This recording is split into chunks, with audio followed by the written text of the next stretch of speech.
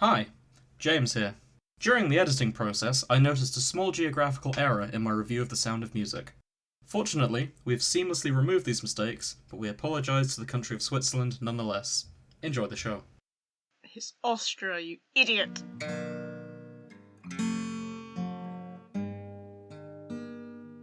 Welcome back to the Shipping Forecast. I'm James, joining me is Grace.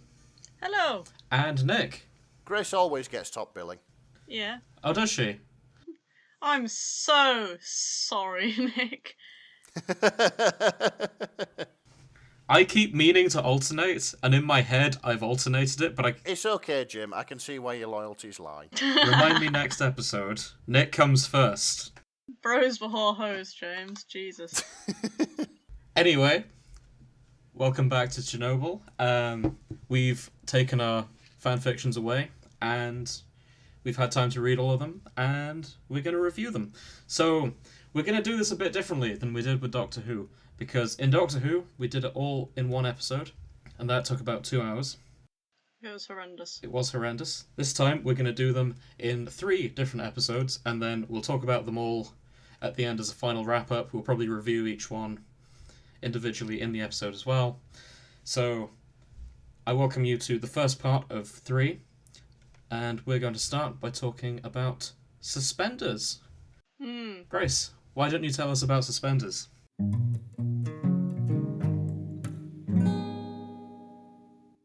So, Suspenders.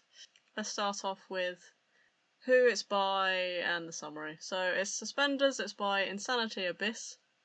And the summary starts like this.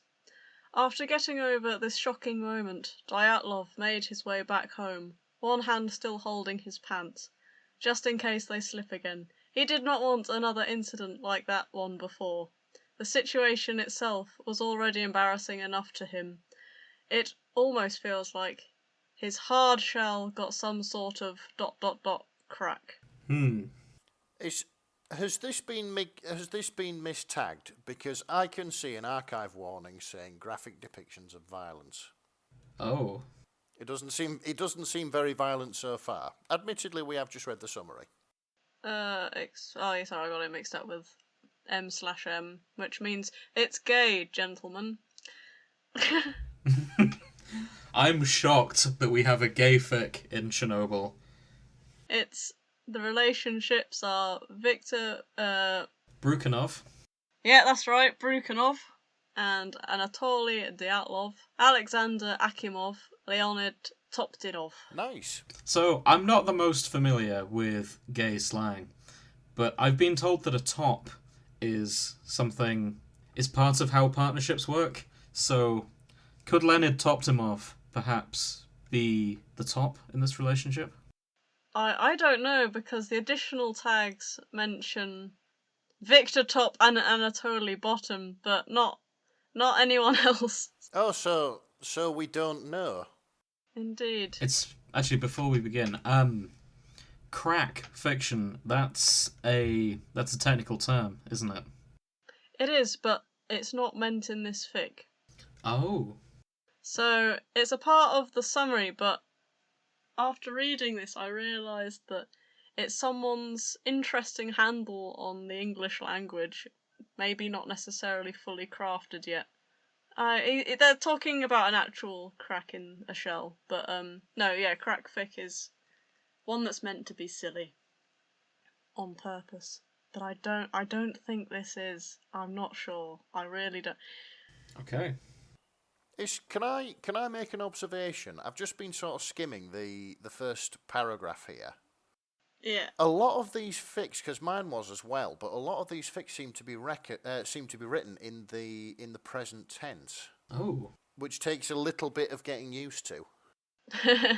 Because I've only read one book in the present tense. I didn't mind it. I think it was by an author called Paula Danziger, and I think it was about a summer camp in America or something like that. Yeah, that's thinking about books I've read. There's not very many written in present tense. Oh, I've read many in present tense. So I don't know. We're reading different books. I think all Grace reads is fanfic. Not just general fiction. I mean, didn't Twilight and 50 Shades both start out as fan fiction? Shut up, no.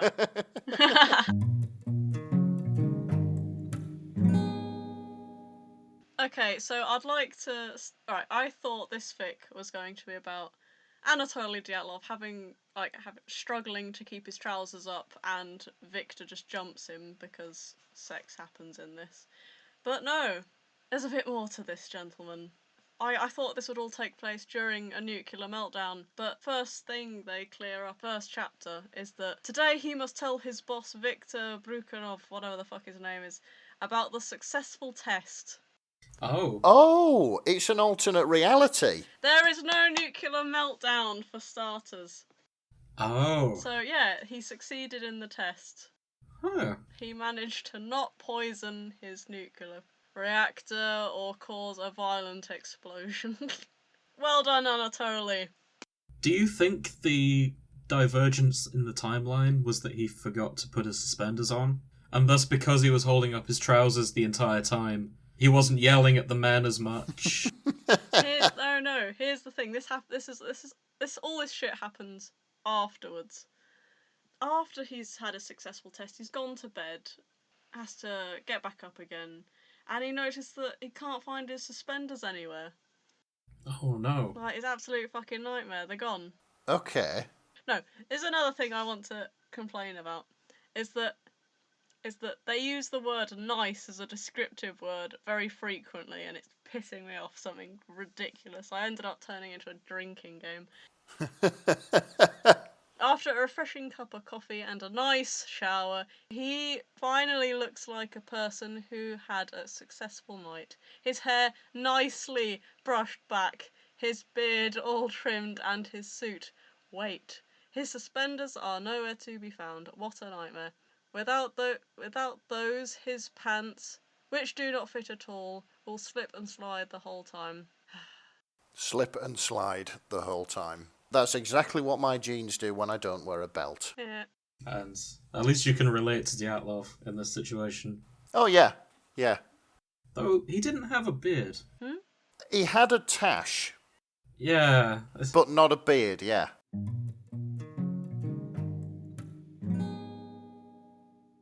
Okay, so what kind of disasters await Dyatlov as he goes to tell Brukhanov about the test? Okay, so he was the test a success? Yes, comrade. Da da da da da. He looks down and he notices his pants are about to slip again, and of course they do slip again. Victor notices, and for some reason they both go to grab the trousers. And then they sort of look up and sort of blush and go, "Oh no, I'm sorry. Sorry, I didn't mean to." He turns around and he goes. And, Dyatlov is contemplating why Brukhanov is suddenly so insecure, but also suggesting at the same time, and it's like, what? I think I've had this nightmare. Really? It's what, somebody's helping you pull your kegs up? No, where I'm in a meeting with my boss and I'm reporting on things and suddenly my trousers just fall and it's like, ah!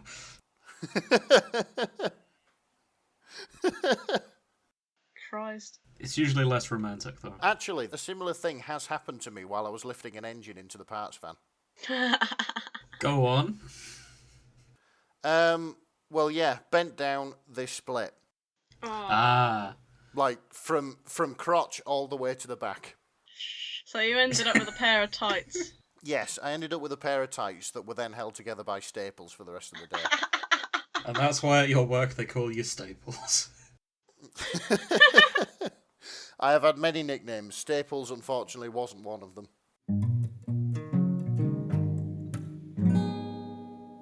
So Anatoly Dyatlov doesn't know what to do with this. He's never had a romantic love interest or friends or anything, according to this. So what does he do? He goes to his work colleagues for advice. Brave man. Brave man. Despite the fact it states that they all shit themselves in front of him in here, like they're really scared of him. They don't like Anatoly Dyatlov. Imagine chilling out in your house and your line manager or whatever just comes to your house for relationship advice. Like, your most hated work colleague just shows up, Okay, but it's worse because, as mentioned in the tags, Akimov and Toptonov are banging. So they're in the apartment together. Leonid is hiding in the bathroom or something, in the bedroom even. Oh yeah, I've just seen the last line, which is absolutely brilliant, or the last conversation. Oh, what the? Yeah. Yeah. Would you like me to read it? Please do. Where are we starting from, guys? Okay, Akimov now notices what's happening at the door. He quickly rushes in front of it and slams it shut. A thud is heard, followed by a faint scream of a male voice. What was that? Dyatlov looks at Akimov, rather confused. Nothing, he answers to Dyatlov's question. That sounded like a man falling, you know, Dyatlov continues. The sweat now dripping from Akimov's forehead intensifies. What should he say to his boss? Question mark, question mark. I got rats. Rats. Yes, rats. Nasty little rats. Did you name them all Leonid or just one? I think that's pretty Dyatlov. I think he'd have like a Saki comment to say about the whole situation. Yeah, I think that, yeah, that's probably the most realistic thing I've seen in this fanfiction so far, if I'm honest. So, chapter 3, next to nothing happens apart from a long conversation with Leonid and Akimov going on about relationship stuff. They decide to help him with his situation. Oh. Yeah. So there's one thing I'm liking in this, and it was unusual watching the TV series because despite it being set in Russia, everyone was British in Chernobyl. But I'm noticing reading through these paragraphs, like we get to paragraph 4, he's offering them tea or coffee, and it's like, okay, this is very British still. Yeah. What did they drink in Russia? Vodka. Well, yeah, but not all the time. What? Are you sure? I suppose it's 5 o'clock somewhere. Hell, he just walked in on a romantic evening. They probably have a glass of vodka each. Yeah, they're calling each other hun and shit. It's just like, oh my god. Like, Akimov just goes, do you want tea or coffee? And the top goes, yes, tea, thanks, hun. Yeah. This is a really British scene. Yeah, it is a little bit, isn't it? Yeah. It's this is what would happen if Chernobyl was set at Drax. Yeah, it's the Chernobyl Coronation Street crossover that everyone has been excited for. Yeah, that's the one. Oh god, isn't it? So, they all meet up after work. As cute as that is, you know, work colleagues go out, and they all go to a little cafe, and it's cute, and oh fuck's sake, Dyatlov drives them all there, and Oh, hang on. It doesn't say. I'm kind of disappointed. It doesn't tell you what car Dyatlov was driving. Ugh.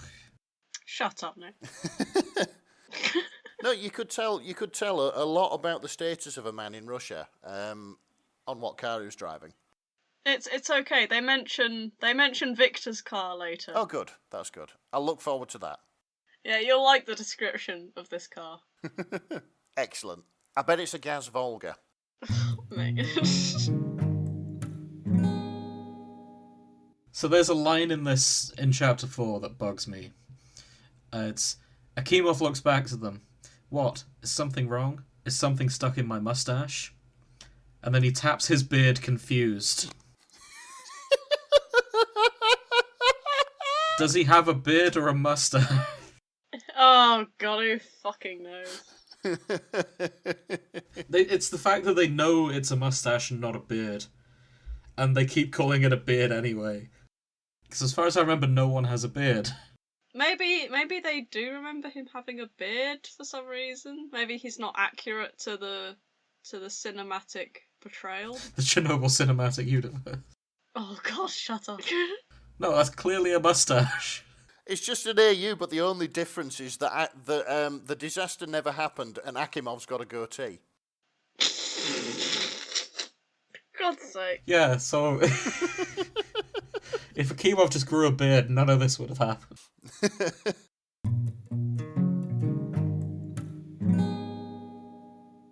Oh, wow. Whoa, yeah, hold on. Yeah. Did you just read the knife? Yeah, Toptonov's getting stabbed. Look, yeah, this is where it all fucking kicks off. You see, honest to God, I was falling asleep, and then suddenly I sat bolt upright in my bed, poured a fucking bottle all over the fucking carpet, and I was like, Jesus fucking Christ, there's drama in this. Like, no wonder. Yeah, so basically, in the middle of broad daylight, some guy tries to fucking slice Toptonov's throat open. Just out of nowhere, as well, by the looks of it. But the attacker did not take Dyatlov into account, right? Oh. Oh, yeah, fucking Dyatlov goes... While he was busy with Akimov and Toptop, Dyatlov took the broom of the cafe's employee and smashed it onto the man's head, who then goes to his knees and blacks out. Nobody messes with me, Dyatlov says as he watches him fall to the ground. That sound you can hear is the Soviet national anthem playing in the background. Oh, God's sake. Yeah, so they thank Dyatlov. Thank you so much, Comrade Dyatlov, they say, and, you know, with tearful eyes, and, you know. Yeah, and then it says, however, this man, who attacked them, who is he, and why did he attack? So, there's something else going on. Well, they won't find out now. Okay, before we find out what's going on, here is my theory. And we're going to find out if I'm right or not later on. Okay. Is this a dream? Is Dyatlov, he's getting all this hero worship, he's got his boyfriend, his colleagues really like him. No, he hasn't got his boyfriend. He's getting help to get a boyfriend, but... Yeah, he's getting help, but his colleagues like him and he stopped the explosion. I feel like this could be a dream. No, listen, there was no possible explosion. Oh. Oh, yeah, it didn't happen because the test was successful. Yeah, like, there was no fucking bump in the road. That's true. But to me, this sounds like a dream Dyatlov could have had in the infirmary. Oh, it does. It really does. Like, he's sat there and he's thinking about a different time, an alternate timeline, and he can't remember if Akimov has a beard or not, and that's why it's unsure. Oh, maybe. I mean, that's a solid theory right there, but... He's just there delirious thinking about, like, God, that would make me badass. It's like when you've had an argument with someone, like, and then you think of how differently it could have gone, and you just sit and think, and I think, God, I'd have been so cool if I just said this, and everyone would have liked me. Yeah, if I'd have just broken the broom over his head. And then he wakes up and he's in the infirmary just alone. With radiation poisoning.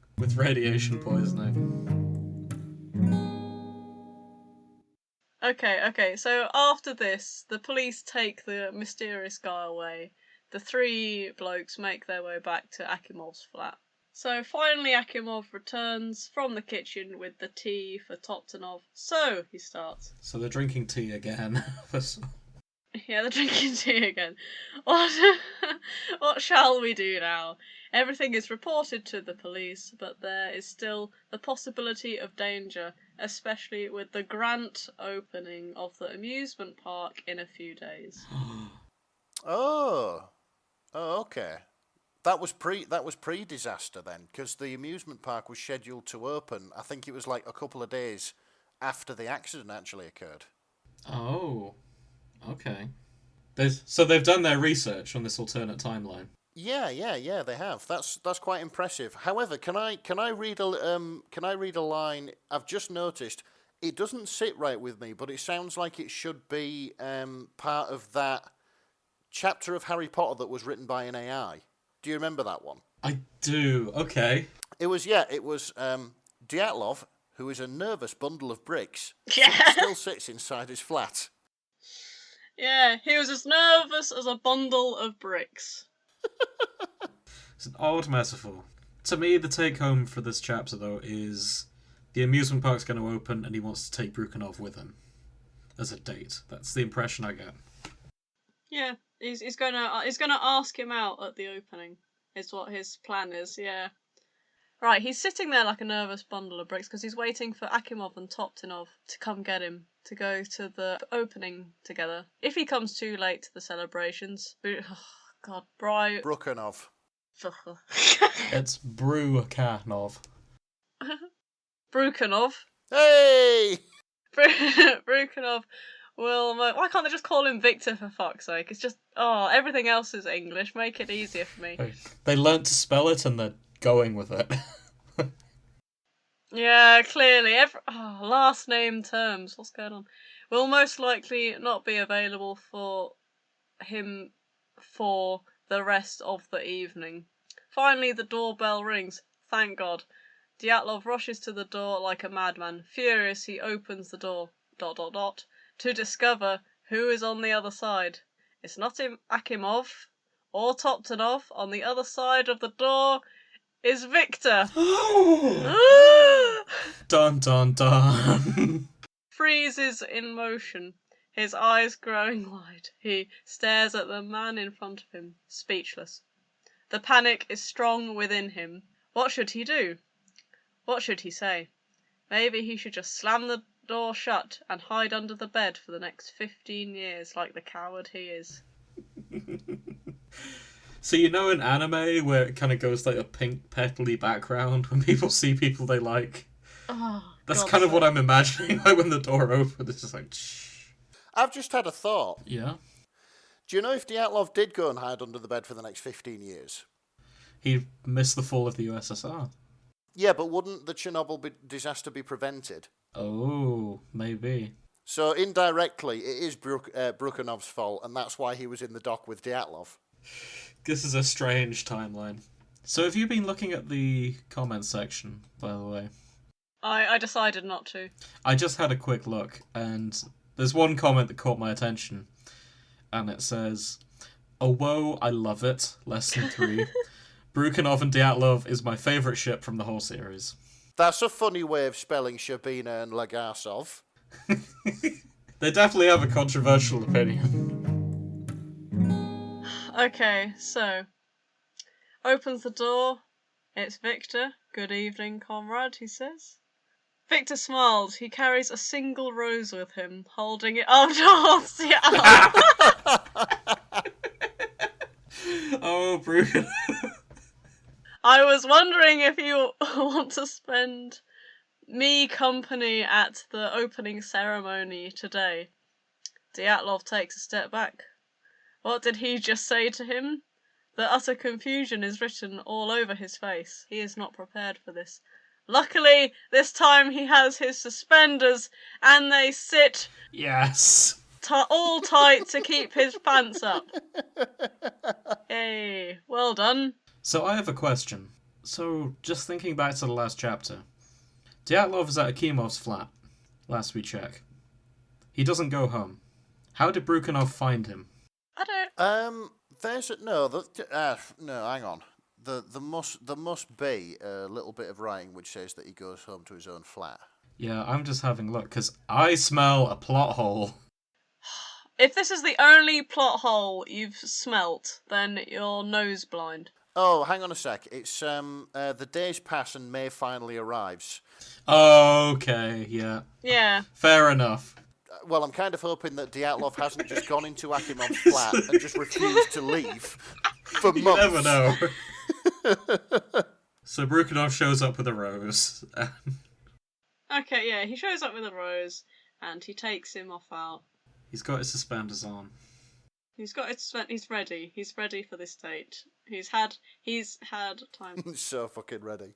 Relax, comrade. No worries. I won't bite. He giggles. Heads downstairs together with his man. Dyatlov still can't believe what's happening to him. They make their way down into Victor's fancy car. Oh! Oh. Dyatlov looks around inside the car. There might just be this one chance to investigate what secrets may hide here. But there is nothing much to see, sadly. The car is all clean and tidy. Besides a few recently smoked cigarettes, There is nothing to report. Well, that's historically inaccurate. It was the Soviet Union. There were no fancy cars. But I'm glad, you got to know what kind of car he had. It was a fancy car. I told you you'd like it. I would have preferred a make and model, but that'll do. Apparently it has an engine and it drives towards the amusement park if you want any more information on this car. I'll write that in my notes.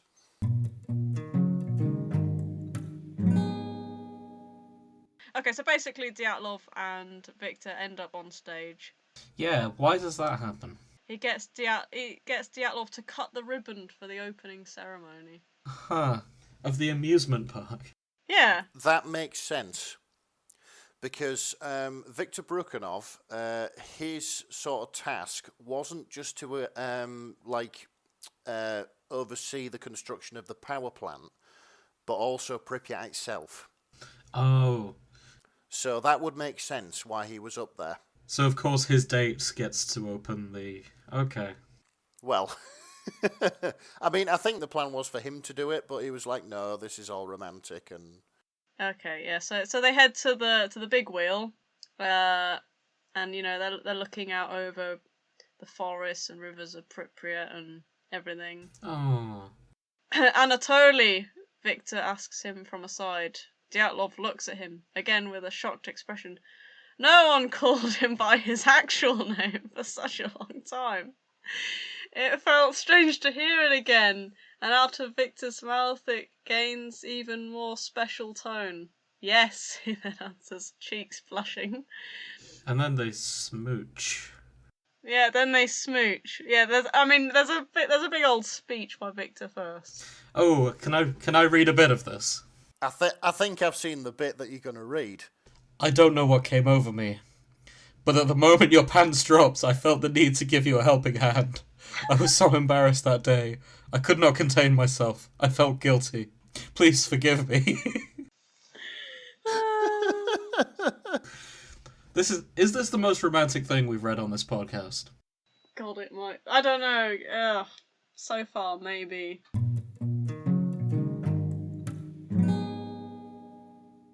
Okay, chapter 7, guys, just so we're clear. Wow. Is very explicit, because there are warnings all over in the notes. Warning, warning, warning, warning, warning, warning, warning, warning. This chapter is very explicit.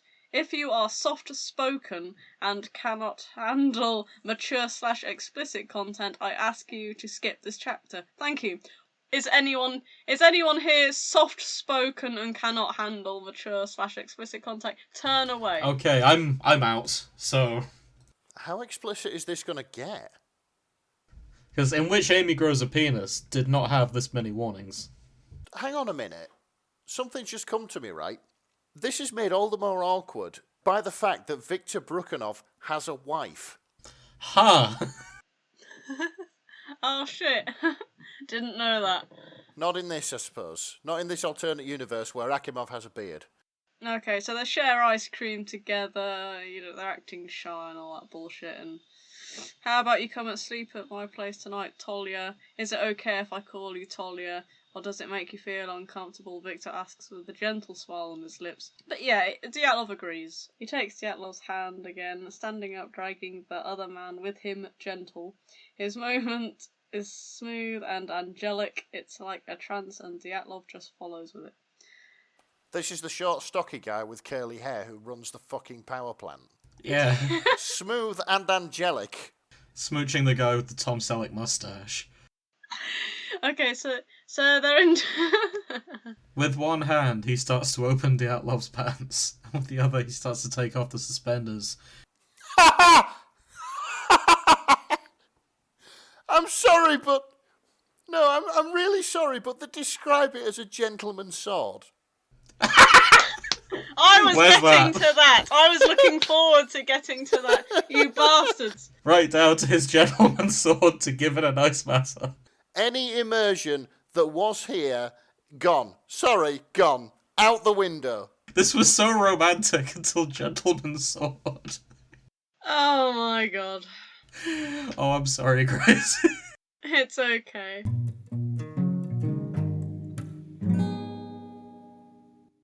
because we're reading it, and of course I've just realised no one fucking knows what's going on because we're reading it and not actually saying what's happening.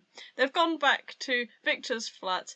They are kissing and having the sex. Okay? Right? Gentleman's sword is out. And swollen penis is also out. Okay? On gas. Feelings are like roller coasters in a positive way.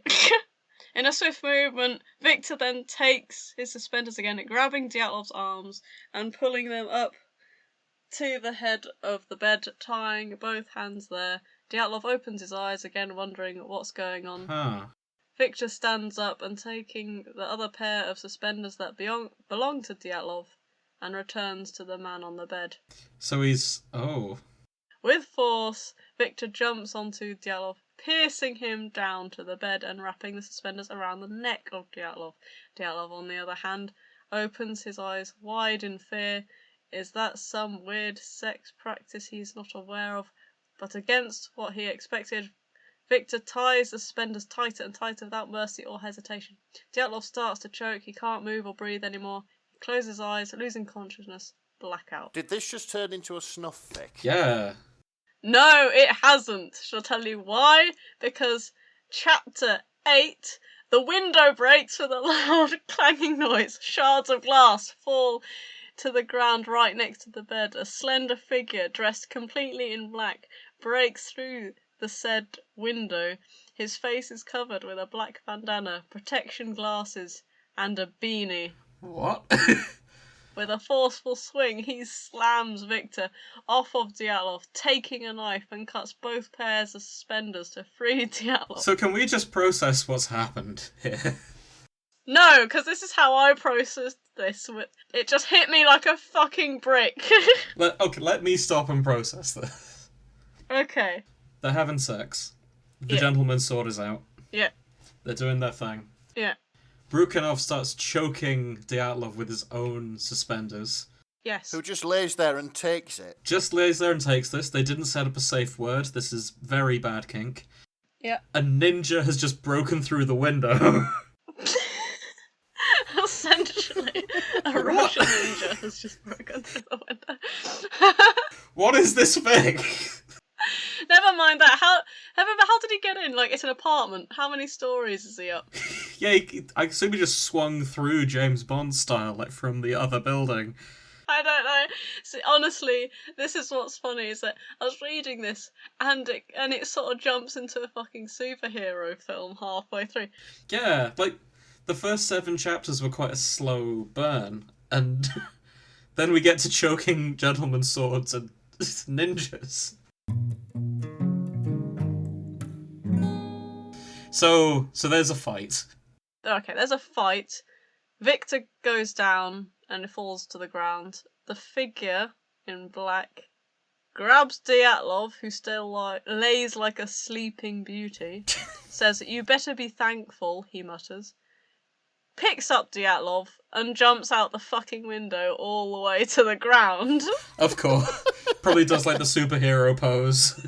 It says the jump would never be humanly possible, but the figure does not stumble a bit, landing perfectly without any injuries. What? The fact alone that a man of his stature can lift a man like Dyatlov, even though Dyatlov is not overweight, but the relation on the two men is ... not even close to equal. So, I feel like that was a dig, like, I don't did fucking Dyatlov know. write this or something? Like, the way it's like, man like Dyatlov, even though Dyatlov not overweight, he's in good shape, guys. Like, that sounds... It does sort of backpedal a bit, doesn't it? It's just like, no, hang on. Do we find out who's in the mask? Yeah, we do. Is caught by Sitnikov having a black bandana fall out of his rucksack. Says it's his father's. And then Sitnikov opens the door to Victor's apartment, with Victor sitting on the bed together with the man who attacked Tuptinov prior in the cafe. It's true, just as we thought. Tuptinov is the traitor. Sitnikov looks at the two. Victor, who still holds his shoulder and neck, looks up to him. The attack last night left its marks physically and visually. With a groan, he shakes his head. We need a new plan. I'm so confused. Yeah. So is this ninja superhuman? Because that's how it seems. So at the moment, Tuptanov is looking pretty super. Yeah. So what's strange now? You start to see Akimov and Tuptanov's relationship start to fall apart here, because Akimov doesn't know about the bandana or the ninja shit, apparently, and Tuptanov starts going, "Oh, don't touch my shit," and Akimov's like, "Oh, why are you so angry about it?" And he's like, "Oh, just leave it alone." That sort of rubbish. And so yeah, Tuptanov then goes to have a shower, and Akimov thinks, "Oh, I want to know what the fuck's going on." So he's never been to his apartment before, or his flat, so he nicks his keys and goes to Tuptanov's flat. Oh. Inside, the flat is dark, very, very dark. He opens the door even more and lets his hand lurk inside to find the light switch. He looks around, tears rising up in his eyes. What has he just discovered? His man, the man he loves, the most gently person in the universe, a criminal mastermind? Impossible. What the fuck? Yeah, I'm so lost. I'm guessing that Tuptanov is superhuman KGB, and he's working against Victor and two other blokes for some reason. Yeah, he investigates further. There is a layout plan of the Chernobyl power plant building. What is that? Akimov reads through some of the papers. Quickly he understands. It's a plan to blow up Reactor 4. Oh. It was planned for the day of the safety test on April 26th during the night shift. This would have meant his doom, and the doom of everyone in Pripyat, if not the whole world. There are no possible explanations why Tuptanov would do something like that. It would be a suicidal act with consequences way beyond that. Fortunately for everyone, Dyatlov was supervising the safety test and was in Grant's charge of every action. It looked like Tuptanov was not able to drive down the reactor that night. All thanks to Dyatlov, he saved them all unknowingly. Of course he did. I get the feeling this was written by Dyatlov. It was, wasn't it? It's got to have been. It looks to me like he was going to blow up Chernobyl, but then he fell in love with Dyatlov and he chickened out. No, this is Tuptanov's flat. Oh, what? Oh, I thought this was evidence of Brukhanov. Akimov's confusion was rising just as much as all the readers. Hold on, so was Brukhanov planning to blow it up? No. Tuptanov is planning to blow it up. Yeah. Tuptanov has all the fucking plans to blow up Chernobyl. Akimov his lover is in his apartment. Oh, okay. Going, what's all this then? And he's got evidence that Brukhanov's committed several cases of murder in and around Pripyat. Yeah. But why? Where the fuck is this going? Okay, let's keep going. Akimov, who has just been to spy Tuptanov's flat, goes back home to his apartment where Tuptanov has just got out of the shower and has confronted him about all the BS he's got in his flat. And he's just gone, "Oh, I'm sorry," and shoots him between the eyes. Oh my, I feel Bloody hell. I feel so lost and confused, and the worst thing is, that's the last chapter. Yeah, it is! Actually, I think they're still writing it, aren't they? It's chapters 9 out of question mark, so I think this is continuing. Oh god, I've just noticed something which I didn't pick up on. Okay. It's where this all ties in now. Of course, Dyatlov takes a look at the pics, curious, immediately spotting Victor in the background. "My suspenders," he says, wondering. Yeah, it was, at the end of the day, it was Victor's plan to have Dyatlov's pants fall loose. He nicked his fucking suspenders. This was all planned! Sasha, I trusted you. I loved you. I never thought you would be a traitor to me. I tried to save the city from an evil man, and you foiled my... So he was blowing up the reactor to save the city from an evil man. What? And yeah, Akimov calls him out. Blowing up the reactor won't save the city, it would kill us all. I know. Wait, I know. His eyes glowing red, but this would be a better option than to fall victim to him. So being shot is better than being strangled. But more importantly, his eyes glowing? Like... I can't, honestly, with this fic, I can't tell if it's metaphorical or not. I think it's literal, you know, with the superhuman powers and all this stuff. Oh god, do you don't suppose devils are in this? It could be. I think we're gonna have to follow this up, you know. I think we need to come back to this. I feel lost and confused, and I will not be satisfied until I know what happens and just know what the fuck is going on here. So, Insanity Abyss, if you happen to be listening to this, please update. We need to know. Yeah, honestly, I will retract every bad thing I've said about your fic if you just give me some fucking answers.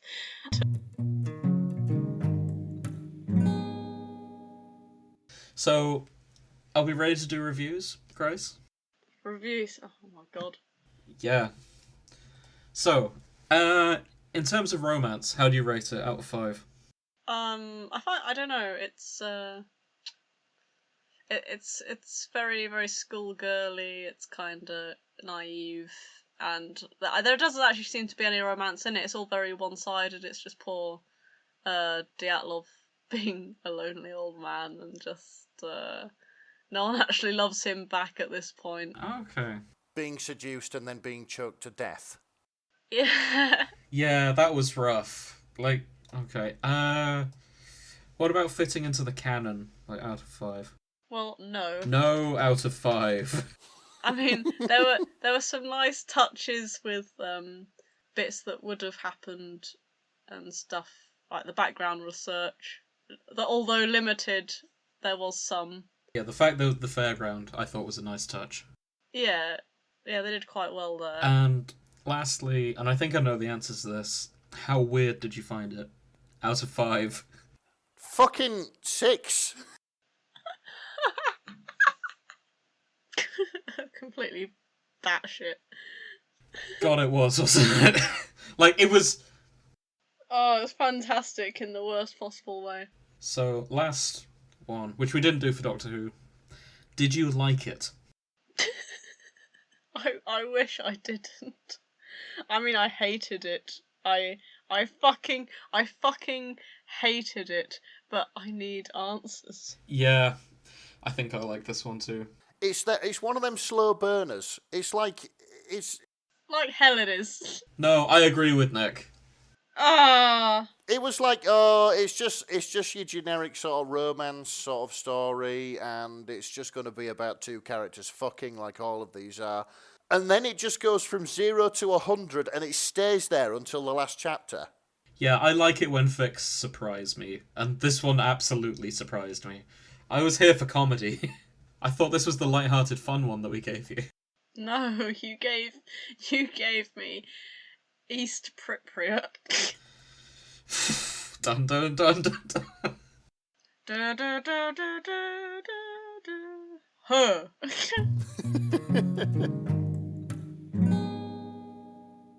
Okay, so let's wrap up this episode with a more light-hearted one. Are we ready for that? As ready as I'll ever be. So, I spent the weekend watching The Sound of Music. And I say the weekend, it took 2 sittings because this film is 3 hours long, and I didn't realise that when I started it out.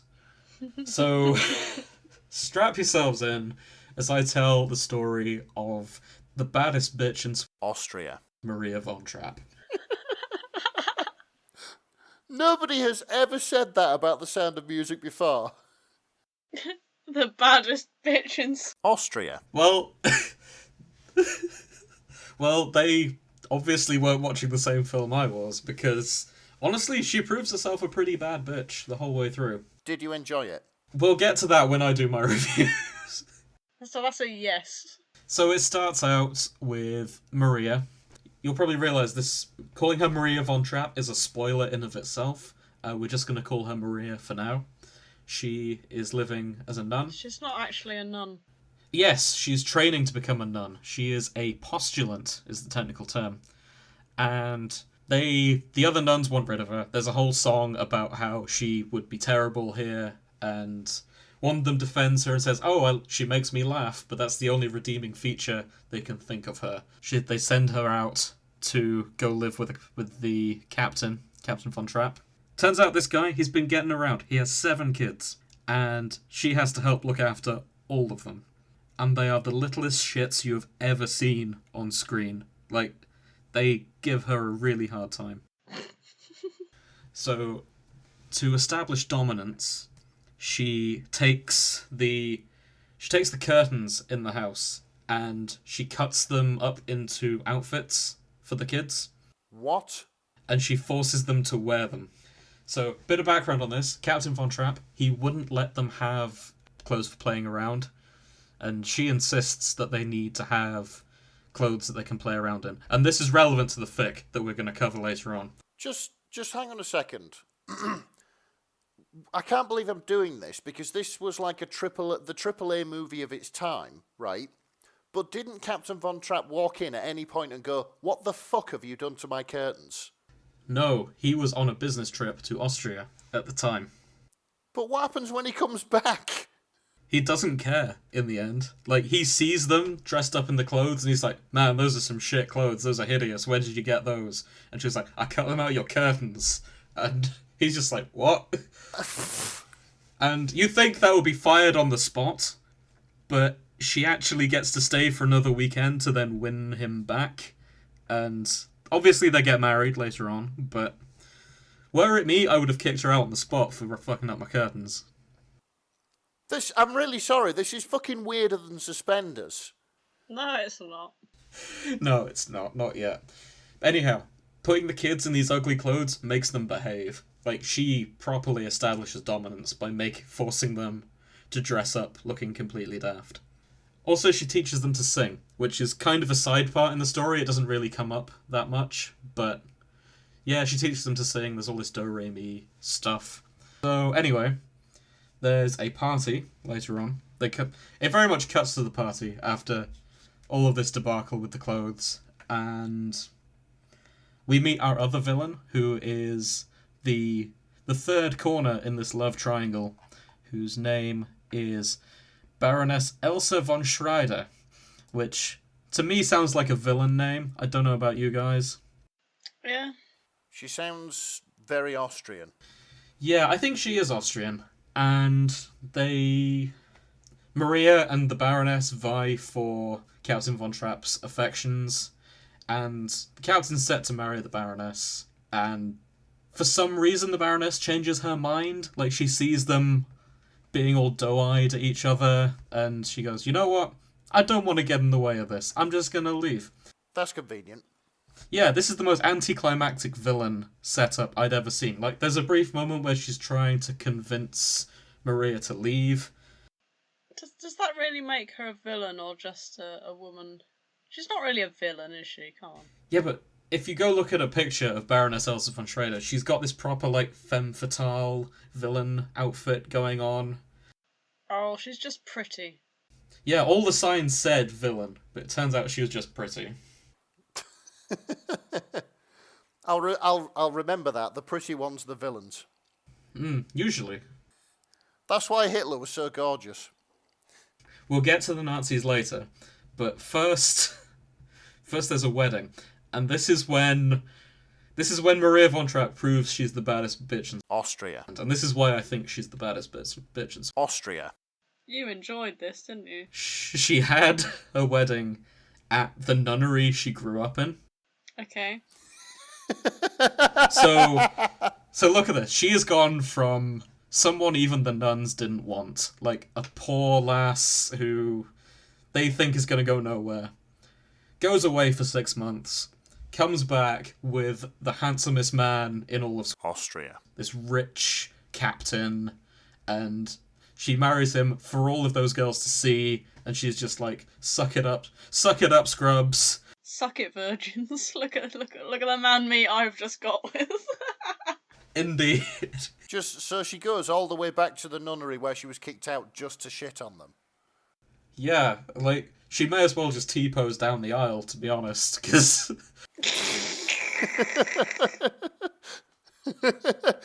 just wandering down the aisle, middle fingers outstretched.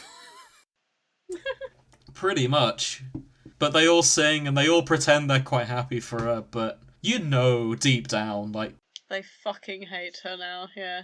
Yeah. But they're nuns, so it's a bit difficult to do that, isn't it? Oh, the nuns always look disappointed. Yes, there we go. Hey, sisters, how's that vow of celibacy working out for you now?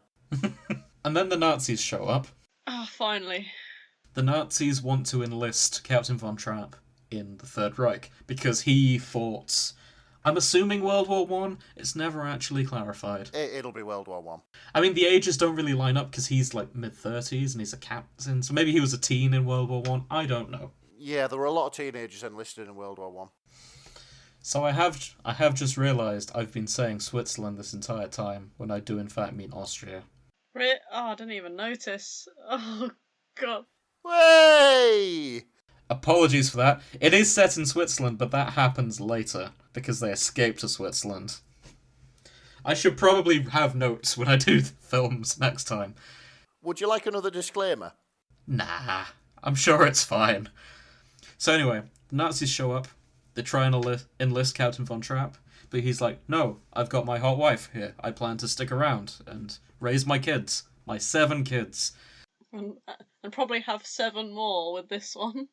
Oh god, he's gonna have so many kids by the end. So they try and escape under the cover of darkness, getting out past, crossing the border to Switzerland, where they weren't this entire time. And the SS catch them as they're travelling. Stuck on, and thinking on their feet, they blag, oh, we're not running away, we're just off to music rehearsals. We're going to sing at this show that's been foreshadowed this entire film, which I probably should have mentioned earlier on. And I know what you're thinking. This is the plot of Inglourious Bastards. Oh god, it is, isn't it? No, do you know what I was thinking? What? The SS, Mm-hmm. Hitler's famed sort of like home defence force, Yeah. outwitted by, nope, we're not escaping. Nope, don't know what you're on about. We're off to sing in a music festival. I don't know what you're on about. Escaping? What's that? We're not escaping. To be fair, they weren't entirely outwitted. Like, there's kind of some doubt, but they escort them to the festival, so they have to sing, and then he can go be enlisted.